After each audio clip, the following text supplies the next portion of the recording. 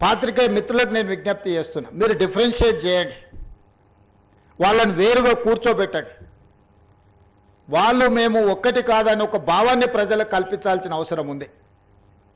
ఈరోజు media, social media, digital media, ఎవడు పడితే వాడికి మొత్తం పెన్ను పేపర్ ఇస్తా, వాళ్ళు మొత్తం రాయలేడు, ఏబిసిడీలు మొత్తం రాయలేడు, వాడు కూడా నేను జర్నలిస్ట్ అంటాడు. ఏం జర్నలిస్ట్ అంటే నేను సోషల్ మీడియా జర్నలిస్ట్ని అంటాడు.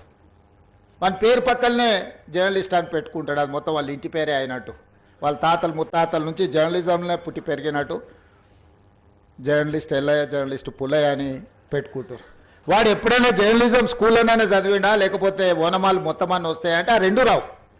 జర్నలిజం అక్షరం ముక్క కూడా ఒకప్పుడు అది ఏమీ లేదు.